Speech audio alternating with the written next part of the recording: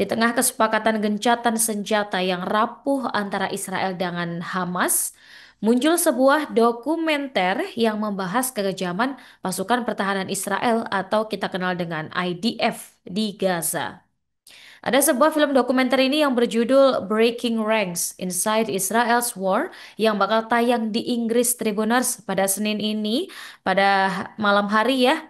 Dan film ini kabarnya menunjukkan kekejaman tentara Israel selama perang di Gaza. Sejumlah prajurit IDF kabarnya secara terbuka membongkar praktik pelanggaran norma dan batasan hukum di jalur Gaza. Dan hal ini termasuk dugaan pembunuhan warga sipil tanpa provokasi dan penggunaan penduduk Palestina sebagai tameng hidup.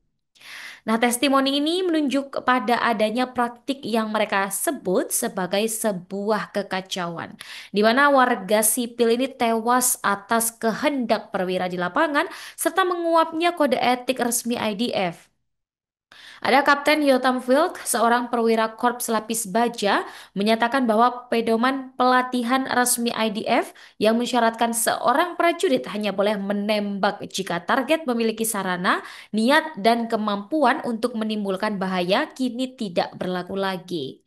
Dan seorang prajurit lain yang diidentifikasi sebagai Eli menambahkan bahwa penentuan hidup ini dan juga mati bukan ditentukan oleh prosedur atau peraturan baku, melainkan nurani komandan di lapangan.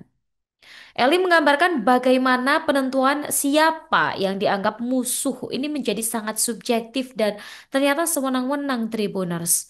Ia menceritakan juga insiden di mana seorang perwira senior memerintahkan tank untuk menghancurkan sebuah bangunan di area yang sebelumnya ditetapkan sebagai zona aman bagi warga sipil.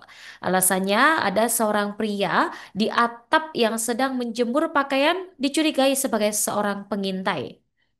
Nah, kesaksian para prajurit ini juga membenarkan laporan konsisten yang muncul selama konflik 2 tahun terakhir mengenai penggunaan warga sipil Palestina sebagai tameng hidup.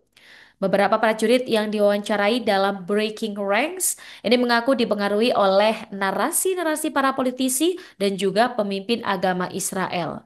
Mereka menyarankan bahwa pasca serangan Hamas 7 Oktober 2023, setiap warga Palestina adalah target yang sah.